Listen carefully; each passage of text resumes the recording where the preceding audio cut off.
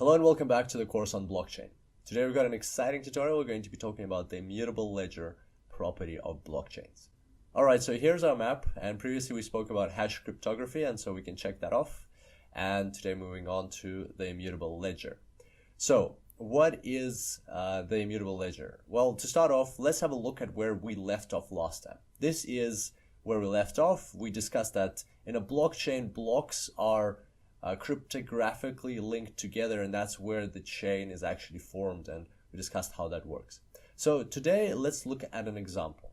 Let's say you want to go and buy a house, and so you have money, might be a pile of cash or most likely just money in the bank, and then you take that money and you go and pay for your dream home.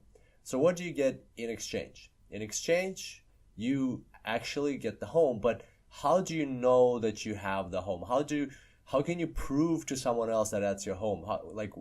Why can't you just go up to any house on the street and say that that's your home?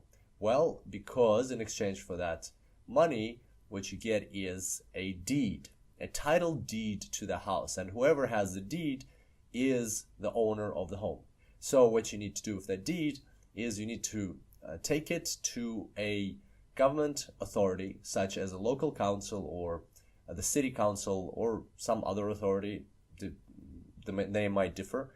So there it is. You take the deed there and you register your ownership. You show them the deed and you say, this is now my house, I paid money for it, and I would like to register that it is my home. So that's like a simplified explanation of what happens. I'm not an expert in property, so there might be some experts listening to this and might be laughing at how simple this is, but this drives the point home. You need to register your ownership with the local authority. And so how do they register it? Well, usually they write it down in a ledger. Not usually, they always write it down in a ledger. And in some cases, some more modern governments, they use digital ledgers.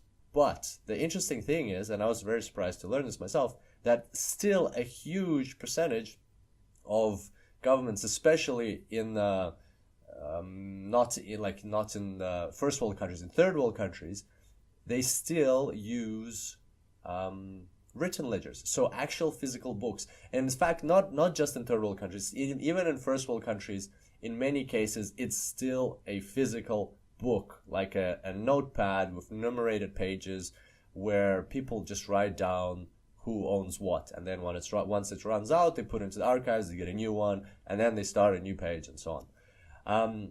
And so, as you can imagine, this is it. This is all you have. You have the title deed, which you need to hope to keep safe, that you won't lose it or it won't burn somewhere.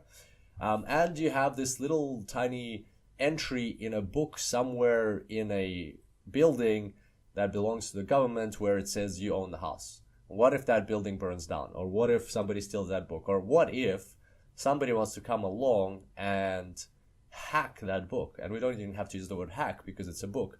They just go in and they rip out the page and they glue in a different page where everything's the same except for your entry, which they changed. And then what does that mean? Well, that means that all of a sudden you don't have the house anymore.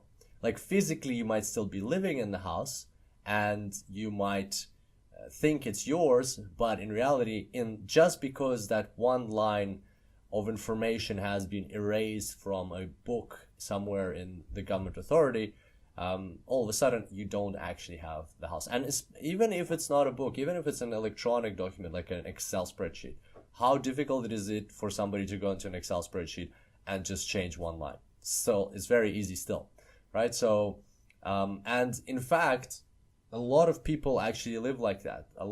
There are tons and tons of errors in property titles in in these databases, and people live in their home. They think they have the home, but in reality, it's actually not theirs anymore, just because of some error or somebody messing up with the files. So now comes in technology, comes in blockchain. How can we fix this situation? Well, let's say we have all of these titles stored in a blockchain rather than on paper or in an Excel spreadsheet or in a database. let's say we have them. So every single title, every time somebody buys something or sells a house, it's a new block that's added to this chain. And it's even okay, we're not even talking about distributed, decentralized yet. This whole blockchain can be stored like very simplistically, like in that governed facility. Even that's already better. And so every time you can see, like there's already been some transactions in this blockchain, and then it's your turn, you buy your house, so you add a new transaction. And then a couple of months pass by, or a couple of years pass by, and then somebody comes along and decides to take your home away from you by tampering with the data in the blockchain. They also really like that home and they want to rip out that page of the book, but they get into the facility and they see that it's actually not a book, it's a whole blockchain. Okay, so that's a challenge, but might be solvable. But what's happened in those past couple of months or years is that more property transactions have happened. So people bought properties or sold properties, and all of those were also recorded in the ledger. And now, so if this person tries to tamper with the data in that specific block, then what happens is that will change the hash of this block. And what that means is this cryptographic link will no longer work, because the hash here is different to the hash recorded here for the previous block. So remember, we have the previous hash here, the field previous hash. It will no longer match this one. So this person would have to change this block as well. But as soon as they change this block won't match this one. And they would have to change this one as well. And as soon as they change it, this one won't match this one, and so on. So because of this cryptographic link, as soon as they change one block, all of the blocks after that will no longer be valid. They will no longer be connected to the chain, and it'll be very easy to tell and very hard for the person to tamper with all the records. So unlike in the book where they can just change one entry, here they would have to change all of the entries following yours. And that's what we mean when we say that it's an immutable ledger, because you cannot change data. As soon as data has gone into the blockchain, it's very, very difficult. Like at this stage, we can see it's very difficult. And that's when we just have the blockchain stored in this government authority. Once we talk about peer-to-peer distributed networks, you'll see that it's practically impossible to change a single block in the chain, simply because the way it's structured, because more and more components are added. So the more time passes, the harder it becomes to change, and eventually becomes practically impossible. Okay, and so that's what an immutable ledger is. And I also wanted to point out here that this is not just an example pulled out of air. This is one of the biggest quoted examples. Property ledgers is one of the biggest quoted examples when people talk about blockchain outside of finance, outside of Bitcoin, outside of other coins and cryptocurrencies and ICOs and things like that. Why is it such a big example? Well, to start off with, this whole problem of ledgers, right? That these ledgers are so archaic, it's so unreliable to keep information there. And here's some other fun facts. For example, remember in the financial crisis that we had in 2008, well, Bank of America was going to places to close mortgages to foreclosures, and because this is so unreliable, they actually ended up coming to properties where they didn't actually have a mortgage. They hadn't made a mortgage, given a mortgage to the person or the business for that property, and they tried to foreclose properties which they had no right to foreclose, simply because how bad these ledgers are. Another example is in Haiti or Tahiti. Well, basically in Tahiti, it's practically impossible to know whose property you're living on, which property belongs to whom, because of all of the natural disasters they have there, like all of these hurricanes that come through and just wipe out not just the properties, but the government facilities, and all of these ledgers unfortunately get destroyed.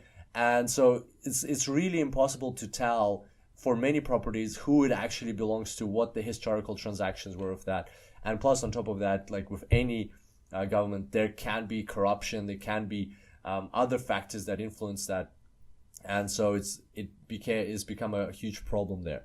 Another example is that The World Bank estimates that about 70% of the population of the world don't have access to proper titlements, to proper facilities that can register titles and title deeds. And that's mostly, of course, in third world countries.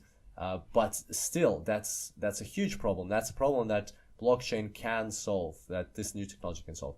And to finish off, I wanted to give you one more example. This is an example from the UK, so directly from the government of the UK website. This is how many transactions, so property, and this is not commercial property, this is private property transactions that or residential property transactions that happen in the UK per month. So you can see there's the blue is the values and the red is the seasonally adjusted. So about 100,000 transactions per month happen in the UK. And I know what you'll say, what if these are like tiny transactions, somebody paid, £10 here and there. Well, no, actually this data is for transactions that are £40,000 or above only. So only anything that's above £40,000 went into this data set. So as you can imagine, that's 100,000 transactions per month, what does that make it? That's about 3,000, just over 3,000 transactions per day, or 140 transactions per hour, or if you even divide it further, it's like one transaction every 30 seconds. So this tutorial has been going on for like almost 10 minutes, I'm assuming. And so like in the time that we've been talking here, 20 transactions have happened in the UK for £40,000 and above. So can you imagine like 3,000 transactions being recorded into these ledgers every single day? Inevitably, there are going to be errors somewhere. And that means, people's titles are not going to be recorded properly, and that can cause issues down the track. And that can all be solved with technology, with blockchain, and that's why governments are already considering moving things like their title deeds management to blockchains. And I think that's one of the first places we'll see that happen. And it's not only about title deeds, this can also be applied to things like diamonds. That's another big use case, because with diamonds you also need to track who bought it, where it came from, who sold it, and all the transactions related to it, so you can see what's happening. So like physical tracking of assets, wherever we are currently using ledgers, this we can move to blockchain. So there we go, that's an immutable ledger, and those are the benefits, some use cases. I've got a great article for you for today. I really loved reading through this one. This is called The Blockchain Economy, a Beginner's Guide to Institutional Crypto Economics. It's got almost 10,000 claps on Medium. So it's very popular. Have a look. I really enjoyed it. It talks about a lot of these things and how they can impact our economy and what this means for the future of governments, future of society, and the things that we're going to be doing. So check it out. Great article, and hope you enjoyed today's tutorial. I look forward to seeing you next time. Until then, enjoy blockchains.